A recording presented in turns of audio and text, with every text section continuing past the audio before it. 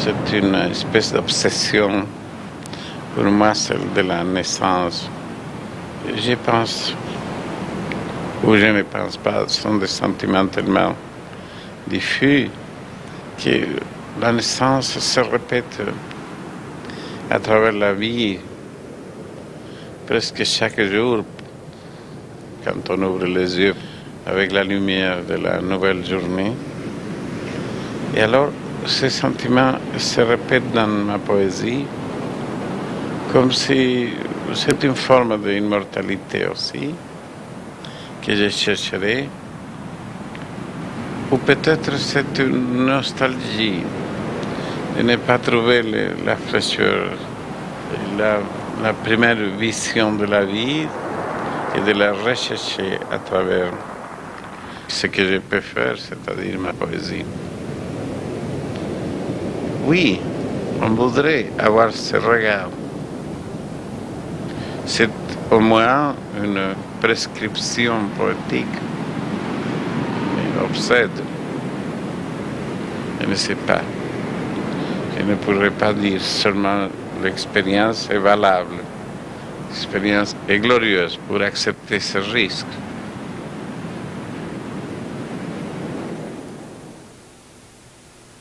Cette prescription poétique dont Pablo Neruda nous parle est la quête que le poète a menée toute sa vie pour retrouver le premier regard que l'enfant pose sur le monde.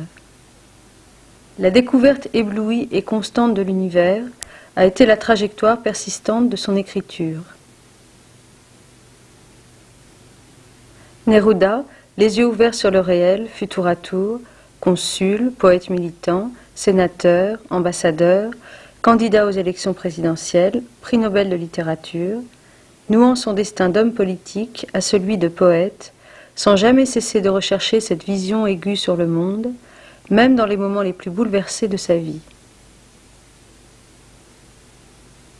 Sa personnalité est contradictoire. Il est à la fois viveur et travailleur acharné, bourgeois et stalinien, dévoué aux causes les plus justes, indépendant, généreux, autoritaire, exigeant des femmes qu'il aime soumission et dévouement. Mais il s'est imposé dans sa poésie un devoir de clarté, un regard lucide sur le monde. Je dois parler du sol que les pierres obscurcissent, du fleuve qui en se prolongeant se détruit. Je ne connais que les choses perdues par les oiseaux, la mer laissée en arrière ou ma sœur qui pleure. Si vous me demandez d'où je viens, je dois parler avec les choses brisées, avec les ustensiles trop amers, avec de grandes bêtes souvent pourries et avec mon cœur tourmenté. En Espagne, en 1934, Neruda est pour la première fois intimement confronté à l'engagement politique. Il sera à jamais marqué par la lumière de la jeune République. À 30 ans, il est déjà célèbre dans toute l'Amérique latine pour son recueil de poésie « Résidence sur la terre ». Le gouvernement chilien le nomme consul à Madrid. Il se lie d'amitié avec les poètes espagnols, en particulier Rafael Alberti et Federico García Lorca. Il s'installe dans le quartier d'Argüelles, à la Casa de las Flores.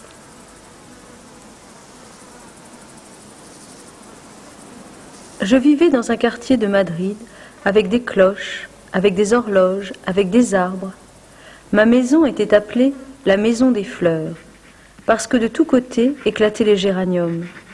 C'était une belle maison, avec des chiens, avec des enfants. Raoul, te souviens-tu?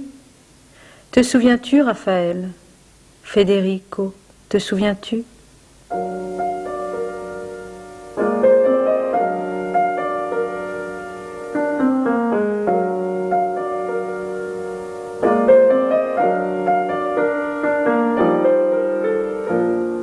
Lorca, que Neruda aime comme un frère de poésie et de sang, l'entraîne dans le Madrid artistique des années heureuses de la démocratie. Il lance un ouvrage collectif qui célèbre l'œuvre de Neruda et commence à faire connaître sa poésie en Europe. Neruda assiste enthousiaste aux représentations de la troupe théâtrale itinérante de Lorca, la Barraca, qui porte le théâtre au cœur de l'Espagne. Alors, tout semblait être nouveau. Il y avait un tel enthousiasme créateur.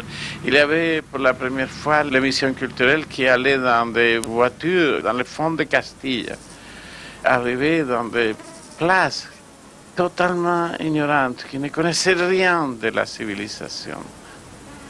Alors, à cette Espagne tellement rêvée, la République apportait une générosité créatrice, une puissance tout à fait nouvelle. Ça a secoué l'Espagne et a produit aussi la réaction des couches les plus retardataires de l'Espagne. Et ce qui est arrivé, après vous le connaissez.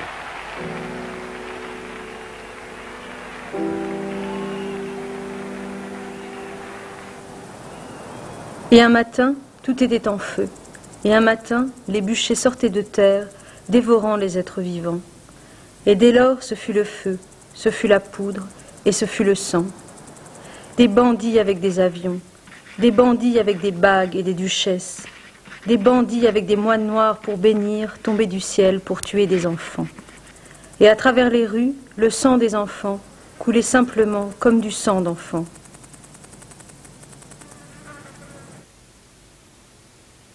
Le 19 août 1936, Lorca est assassiné par les franquistes dans les ravins de Visnar, près de Grenade. Neruda est inconsolable, révolté. Sa poésie en est profondément marquée.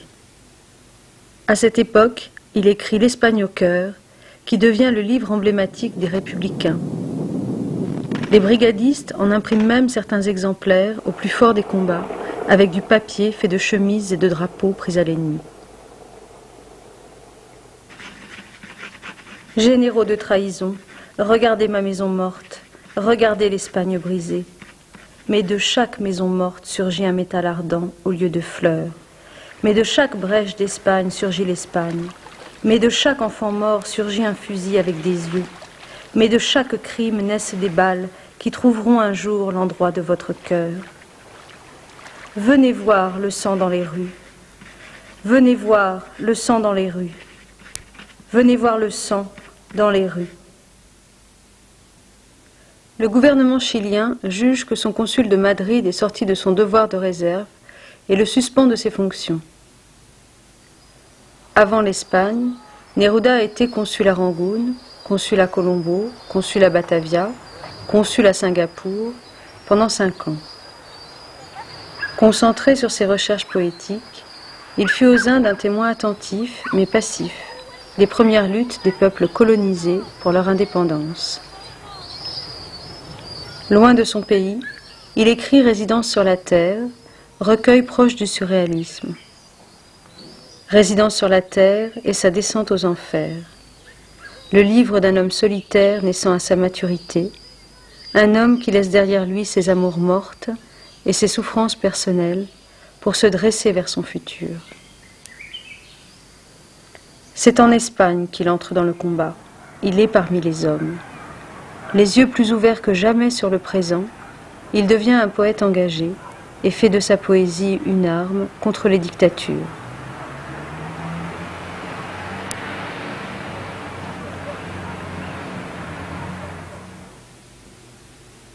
Je regagnai ma patrie avec d'autres yeux que la guerre plaça sous les miens, d'autres yeux brûlés par la fournaise, éclaboussés par mes larmes et le sang des autres.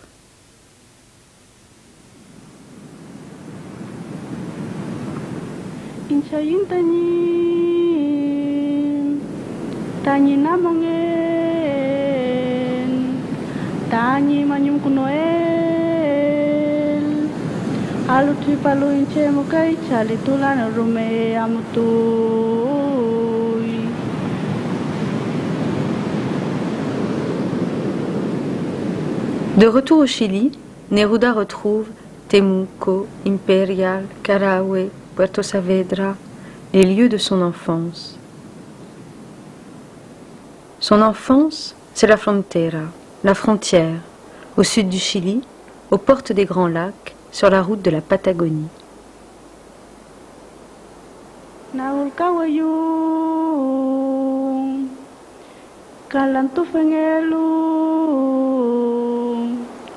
La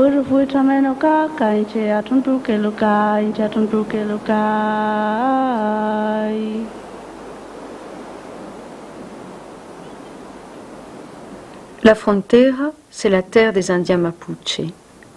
Mapu, c'est la terre. Che, c'est l'homme.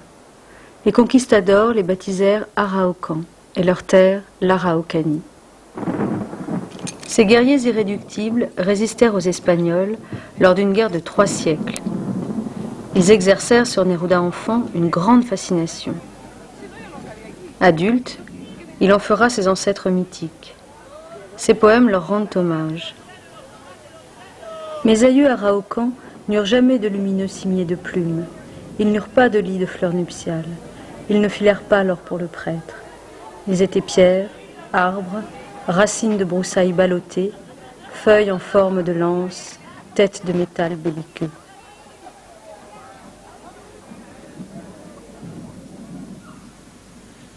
Neruda arrive à Temuco en 1906 à l'âge de 2 ans. C'est là qu'il découvre le monde. Temuco est alors un village de pionniers au milieu de la forêt australe, des pluies glacées et des vents perpétuels.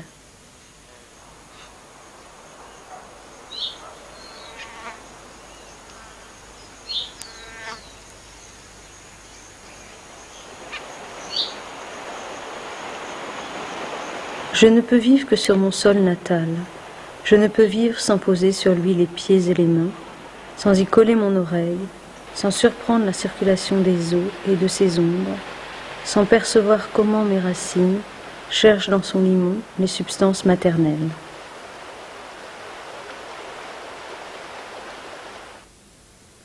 En 1938, lorsque Neruda revient dans son pays, José del Carmen, Reyes Morales, son père, meurt.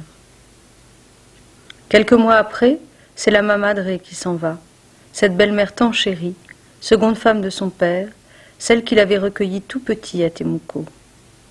Neruda est né à Parral, au centre du Chili, le 12 juillet 1904, sous le nom de Neftali Ricardo Eliezer Reyes Basso Alto. Sa mère, Doña Rosa Basso Alto, institutrice, lectrice de poésie insatiable, meurt de tuberculose 2 mois après sa naissance. La Mamadre l'élève avec tendresse, et des années plus tard, lorsqu'il écrit un poème sur l'amour maternel, c'est à elle qu'il le dédie. Oh dulce Mamadre, nunca pude decir madrastra, ahora mi boca tiembla para definirte, porque apenas abrí el entendimiento, vi la bondad vestida de pobre trapo oscuro. Ay, mamá, cómo pude vivir sin recordarte cada minuto mío. No es posible, yo llevo tu mar verde en mi sangre, el apellido del pan que se reparte, de aquellas dulces manos que cortaron del saco de la harina los calzoncillos de mi infancia, de la que cocinó, planchó, lavó, sembró, calmó la fiebre. La Mamadre fut sa mère aimée de tous les jours, et Doña Rosa, sa vraie mère, un rêve. Enfant, il passe en secret de longues heures à contempler quelques éventails, cartes postales et châles, lui ayant peut-être appartenu, enfouis dans une malle interdite.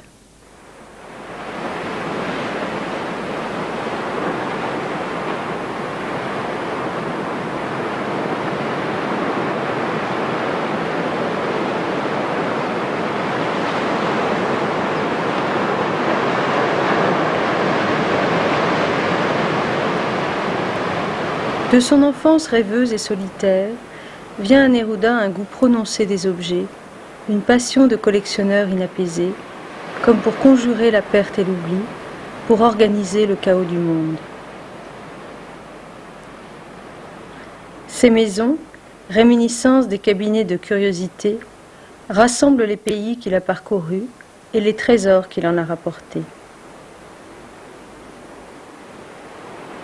Il télescope les lieux, les époques, les rassemble en un creuset magique. Son univers mental devient dans ces maisons visible, concret.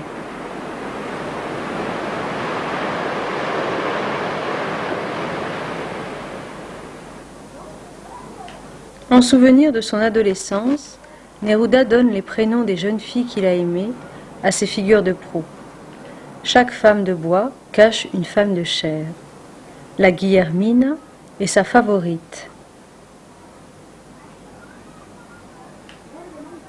À la recherche incessante d'émotions nouvelles, il répond à un besoin d'être aimé, de séduire, accumulant les conquêtes. On lui attribue de nombreuses maîtresses, d'innombrables amis dans le monde entier. Il n'y a pas de collectionneur honnête, affirme-t-il. Il n'hésite pas à faire pression sur ses amis pour obtenir certains objets qui lui plaisent, ou simplement à les leur dérober. Neruda pose les yeux sur l'univers qui l'entoure, les êtres qui le peuplent, et leur donne à sa démesure.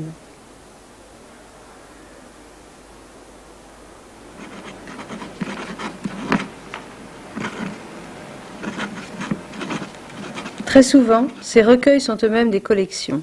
20 poèmes d'amour et une chanson désespérée, publiée en 1924, est une série de poèmes d'amour, assemblage repris dans La Centaine d'amour en 1957. Les livres des Odes, le mémorial de l'île Noire, jusqu'aux Pierres du ciel, écrits à la fin de sa vie, sont organisés avec la même logique. Neruda accumule aussi avec passion les encyclopédies, recueils de poésie, manuscrits, éditions originales, en anglais, en français, en espagnol. Et cela depuis son enfance, guidé par la poétesse chilienne Gabriela Mistral.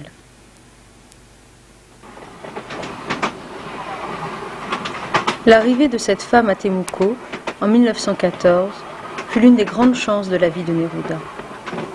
Poétesse reconnue et directrice de lycée, elle reçoit l'adolescent timide qui frappe à sa porte pour lui montrer ses textes. Éblouie par sa qualité d'écriture, Gabriela Mistral en fait son protégé. Elle lui ouvre les yeux sur la littérature et la poésie, lui offre des livres, et en particulier ceux des auteurs russes, Tolstoï, Dostoïevski. Elle sera pour Neruda l'alliée de toute une vie. Et en 1945, lorsqu'elle recevra le prix Nobel de littérature, elle répondra que l'Académie aurait dû le décerner au plus grand poète de sa patrie, Pablo Neruda.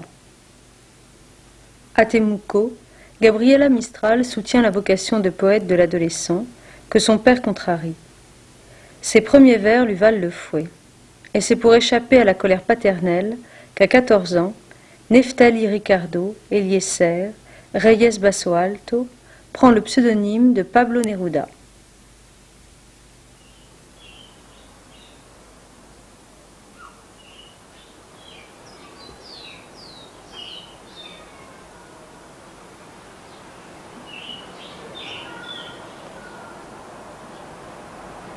Lorsque Neruda rentre à nouveau au Chili, en 1943, après ses années de consulat, il s'installe à Santiago, dans le quartier de Los Guindos. Michoacán, la maison qu'il occupe ne désemplit pas. Sous l'impulsion de Delia del Carril, sa femme, rencontrée à Madrid, les réunions politiques, rencontres littéraires, dîners et fêtes spontanées se succèdent jusque très tard dans la nuit. Dans ce tourbillon, Neruda n'oublie pas Lorca. En souvenir de la baraka, il bâtit au fond de son jardin un petit théâtre en hommage à son ami disparu. Si je pouvais pleurer de peur dans une maison abandonnée, si je pouvais m'arracher les yeux et les manger, je le ferais pour ta voix d'oranger endeuillée et pour ta poésie qui jaillit en criant. Lorsque tu voles vêtu de pêche, lorsque tu ris avec un rire de riz furieux, lorsque tu secoues pour chanter les artères et les dents, la gorge et les doigts, je mourrais pour ta douceur. Je mourrais pour les lacs rouges où tu vis, au milieu de l'automne, avec un coursier déchu et un dieu ensanglanté.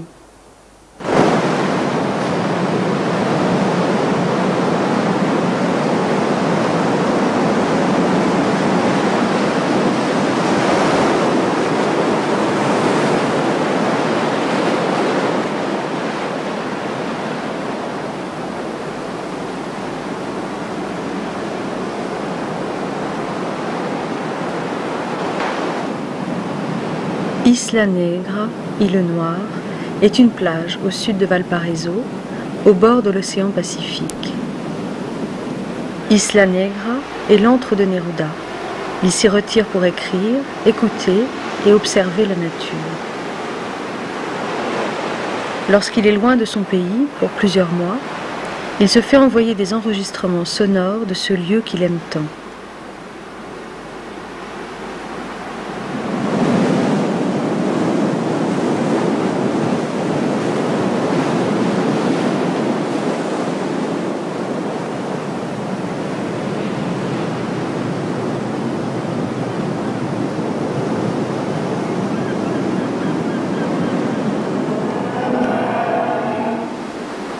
En 1945, la politique sort Neruda de son refuge. Il entre au Parti communiste, dont il est proche depuis l'Espagne, et se présente comme candidat à la fonction de sénateur dans les provinces minières du nord du Chili.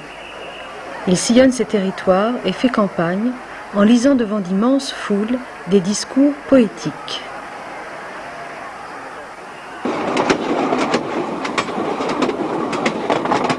Nord, je parviens enfin à ton rude silence minéral d'hier et d'aujourd'hui. Je viens à la recherche de ta voix et pour connaître ce qui m'appartient. Mais je n'arrive pas le cœur vide. Je t'apporte tout ce que je suis. Je veux que ma voix se rende dans tous les coins de la pampa, qu'elle atteigne toutes les mottes, que mon chant s'agence avec le salpêtre.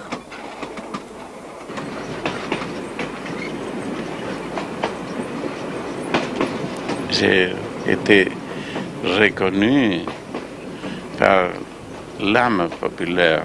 J'ai eu cette reconnaissance du peuple. Quand je parle du peuple, je parle du peuple. Parce que je peux lire mes poèmes dans mon pays, dans des places où les gens souvent vont nu-pieds. Et qui souvent aussi sont illettrés. Mais je peux dire mes poèmes pour ce peuple et me faire comprendre. Et si ma poésie a mérité cette dignité, c'est le plus grand laurier qu'il puisse avoir un poète. Neruda est élu sénateur dans les provinces de Tarapacá et Antofagasta. Pris dans l'action et l'histoire, il ne voit rien venir. En 1948, sous la pression des États-Unis, le président Videla, que Neruda avait contribué à faire élire, exclut les communistes de son gouvernement. Neruda prononce alors un violent discours de protestation, Yo Acuso. Le Chili est le seul pays du continent où l'on résout les grèves en piétinant le code du travail et en congédiant immédiatement et massivement les adversaires présumés du régime. J'accuse le président González Videla d'être le responsable de ces procédés déshonorants pour notre démocratie. Un mandat d'arrêt est lancé contre lui. Commence alors pour le poète Delia une période de clandestinité de plus d'1 an. Il choisit le nom d'emprunt d'Antonio Ruiz et, au risque de se faire remarquer, la profession d'ornithologue, en accord avec sa passion pour les oiseaux. Caché par son peuple, de maison en maison, il échappe aux soldats qui le recherchent. Au cours de cette fuite, Neruda écrit la majeure partie du chant général, qu'il avait commencé plusieurs années auparavant, sans avoir trouvé le temps de s'y consacrer. Le chant général est une histoire, une géographie de son continent qu'il réinvente au moment où il le perd. C'est un hommage à sa terre et à son peuple.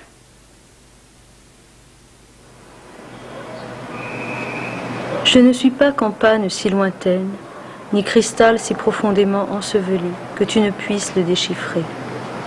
Je suis peuple et rien d'autre, porte cachée, pain obscur, et quand tu me reçois, c'est toi que tu reçois, cet hôte si souvent malmené et si souvent ressuscité. No soy una campana de tan lejos, ni un cristal enterrado tan profundo que tú no puedas descifrar. Soy solo pueblo, puerta escondida, pan oscuro. Y cuando me recibes, te recibes a ti mismo.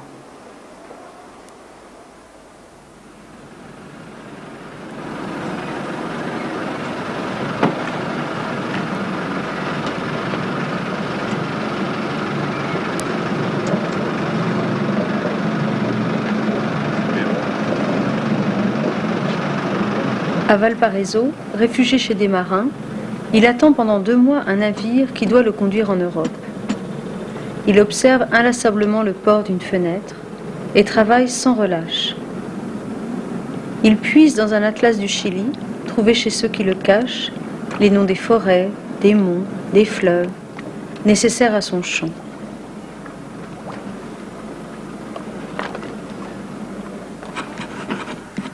Dans le fond de l'Amérique sans nom, Arauco était parmi les eaux vertigineuses, éloigné par tout le froid de la planète. Regarde le grand sud solitaire. On ne voit pas de fumée sur les hauteurs. On voit seulement les glaciers et le vent de suroît repoussé par les âpres araucarias. Ne cherche pas sous le vert touffu le chant de la poterie. Tout est silence d'eau et de vent. Avec le chant général, son œuvre majeure, Neruda hisse son continent sud-américain, maltraité, méprisé, ignoré par le reste du monde, au rang d'une terre d'épopée et de grandeur. Œil insatiable qui remonte jusqu'au chaos originel, il recompose l'histoire de l'Amérique latine, de ses origines jusqu'à lui-même. Este libro termina aquí. Ici prend fin ce livre qui est né de la colère comme une braise, comme les territoires de forêts incendiées. Et je désire que tel un arbre rouge, il continue à propager sa flamme claire. Mais dans ses branches, tu n'as pas trouvé que la colère. Si ses racines ont cherché la douleur, elles cherchèrent aussi la force. Et je suis cette force de pierre pensive, cette joie des mains rassemblées.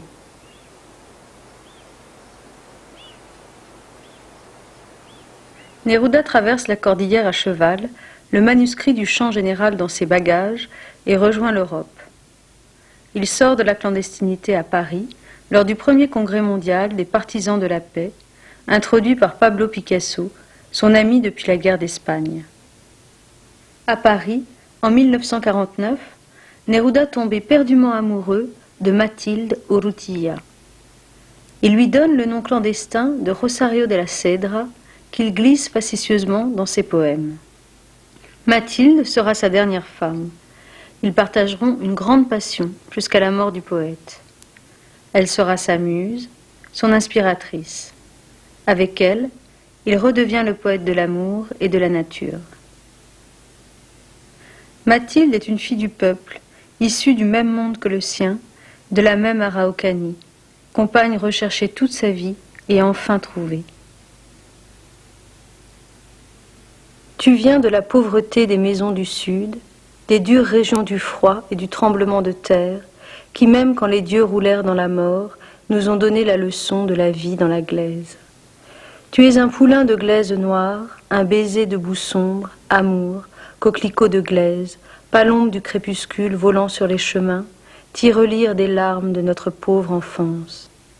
Petite fille, tu as conservé ton cœur de pauvre, tes pieds de pauvre accoutumés aux pierres, ta bouche qui n'a pas toujours eu pain ou délices. Tu es du pauvre sud d'où est venue mon âme. Dans son ciel, ta mère lave toujours du linge avec ma mère. Pour cela, je t'ai choisi, ami. Après 3 ans et demi d'exil en Europe et dans les pays de l'Est, où il est reçu avec tous les honneurs, une fois abrogée la ley maldita, la loi maudite, qui avait chassé les communistes du Chili, Neruda retrouve sa patrie. Il est accueilli en héros par son peuple.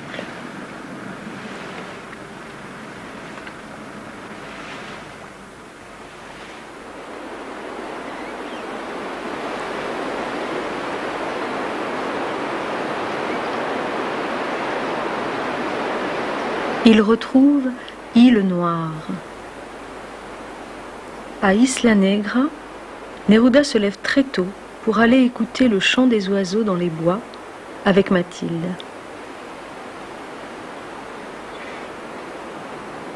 Il apprécie entre toutes les heures d'éveil de la nature, la naissance renouvelée de chaque jour.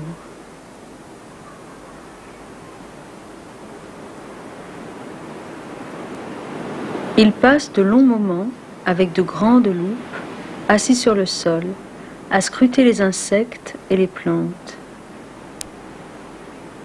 Il observe les oiseaux, les rochers, la mer, avec des longues vues de toutes sortes.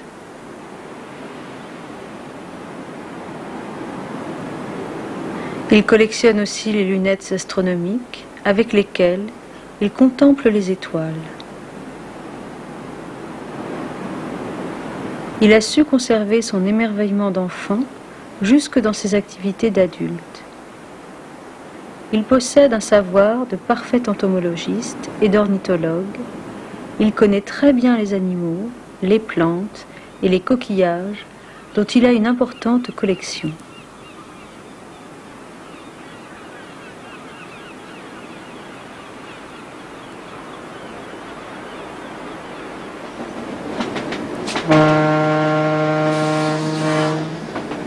Les humbles collectes de scarabées, fleurs, cailloux et autres trésors d'enfants dont le petit Neruda remplissait ses poches sont sans doute à l'origine de cet amour de la nature et de son observation scrupuleuse. Son père, cheminot, l'emmenait dans les forêts du sud du Chili, parfois jusqu'en Patagonie, et passait de longues heures avec lui à découvrir le monde.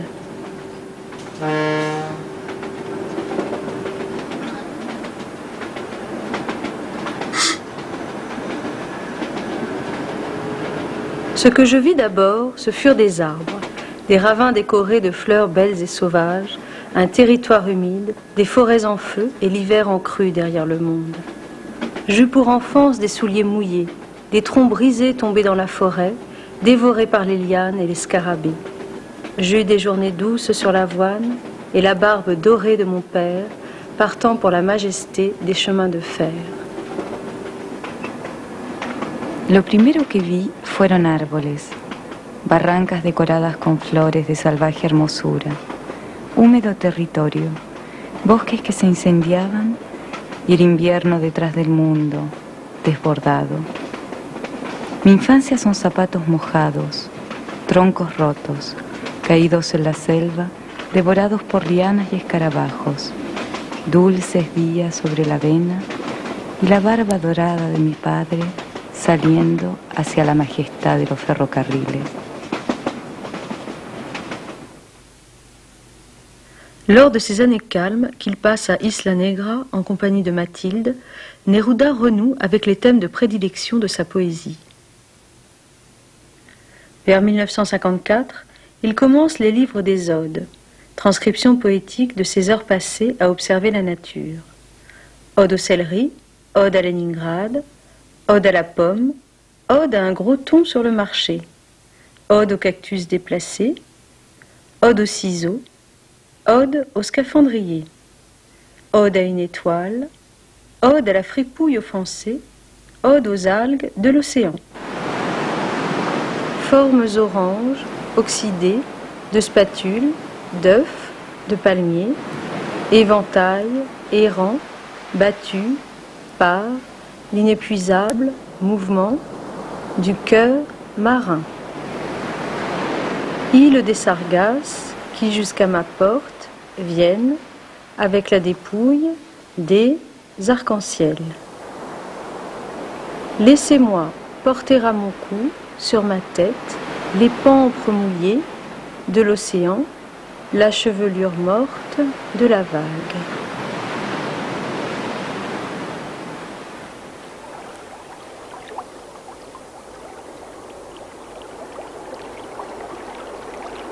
Quant à la fin de sa vie, on demandait au poète comment il pouvait pénétrer tant de secrets, ceux des arbres, des oiseaux, des pierres, de l'eau, du monde de la nature.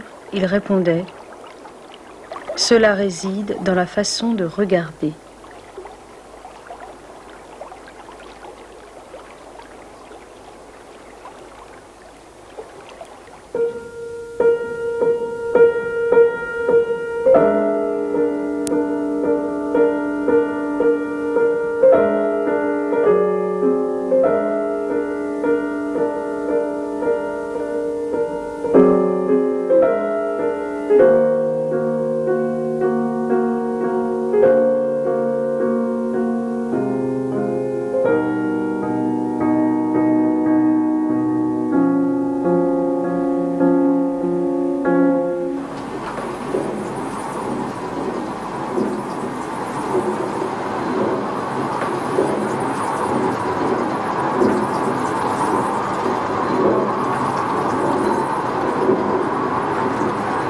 Je crois dans une certaine mesure à l'autobiographisme ou auto-expérimentalisme de la poésie.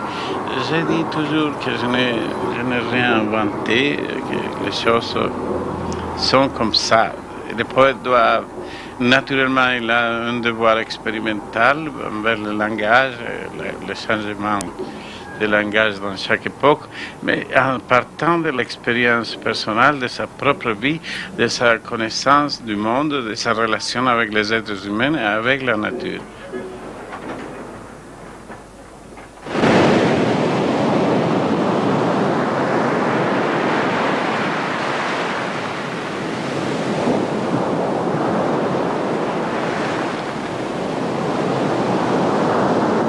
Neruda rêve à présent d'être pierre pour devenir éternité.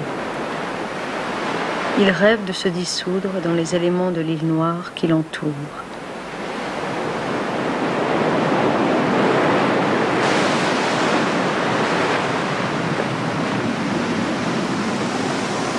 C'est une nature mystique qu'il entrevoit, habitée par des forces telluriques. Il retrouve ainsi l'intuition de sa poésie de jeunesse. La seule éternité possible est dans la nature.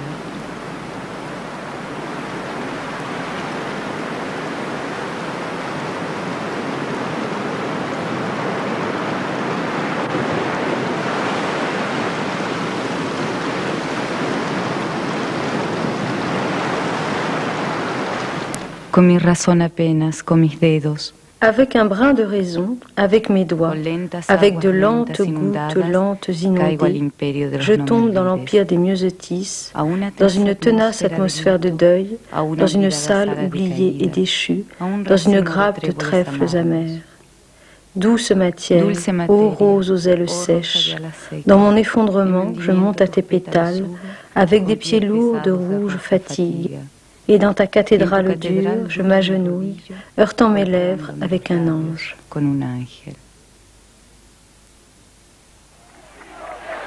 Une dernière fois, en 1970, Neruda s'implique politiquement lorsque le Parti communiste le désigne comme candidat aux élections présidentielles, afin que la gauche puisse construire autour de sa renommée l'unité populaire. C'est un poète mondialement connu qui s'engage pour la victoire de ses idéaux. Il retourne vers les foules, parcourt son pays de long en large et lit ses poèmes politiques. Sur le point de devenir président de la République chilienne, à la demande du parti, il se désiste en faveur du candidat Salvador Allende, qui est élu. Le gouvernement d'unité populaire applique alors son programme de réforme sociale et de nationalisation. L'inflation et le chômage sont réduits de moitié.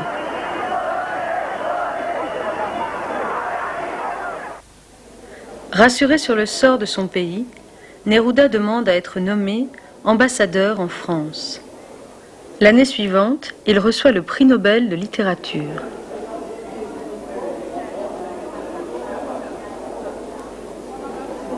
Neruda, qui toute sa vie fut en quête d'un équilibre fragile entre son destin de poète et sa vie de militant, voit avec le récent triomphe de son combat politique et l'attribution du prix Nobel la consécration de ses luttes et de son travail.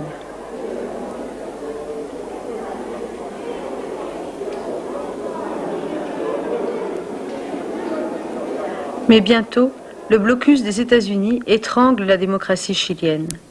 Les industriels et les classes conservatrices, opposées aux nationalisations, paralysent l'économie du pays. Neruda, inquiet et malade, rentre au Chili. Il ne peut plus se déplacer, et c'est à travers l'écriture qu'il participe au combat de son peuple. Il écrit en moins de 3 jours un virulent poème, incitation au nixonicide et éloge de la révolution chilienne. Je dois expliquer que ce livre n'a ni la préoccupation, ni l'ambition de la délicatesse expressive, ni l'hermétisme nuptial de quelques-uns de mes livres métaphysiques. Je n'ai pas d'autre issue. Contre les ennemis de mon peuple, ma chanson est offensive et dure comme la pierre Araucane. Cette fonction peut être éphémère, mais je l'assume. et j'ai recours aux armes les plus anciennes de la poésie, aux chants et aux pamphlets dont se servirent classiques et romantiques pour détruire l'ennemi. Et maintenant, prenez garde, je tire.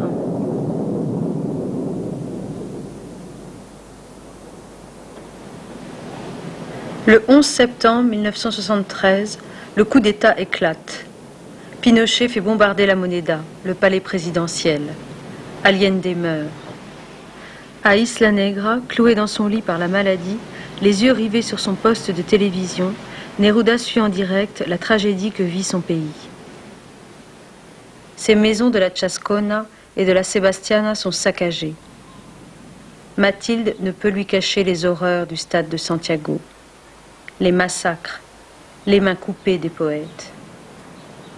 Ses derniers mots sont pour ses amis disparus. Todos fusillados, todos fusillados, tous fusillés. Avec la tragédie du Chili, c'est celle de l'Espagne au cœur, qu'il revit 40 ans plus tard.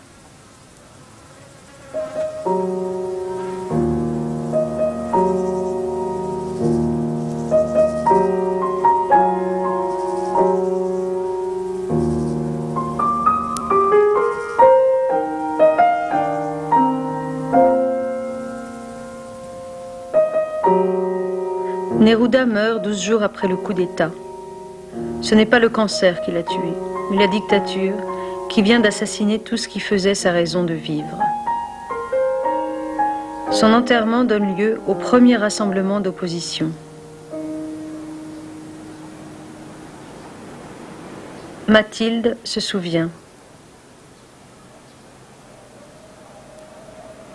Lorsque le cortège est arrivé à la colline San Cristóbal, sur le chemin du cimetière, je vis jaillir du monde de toutes parts. Il s'agissait d'ouvriers au visage sévère, silencieux. Aux abords du cimetière, la moitié des personnes qui accompagnaient Neruda à sa dernière demeure criaient « Pablo Neruda !» et l'autre moitié répondait « Presente !» C'était une attitude suicide, mais heureusement rien ne s'est passé. Cette foule est entrée dans le cimetière en chantant l'Internationale.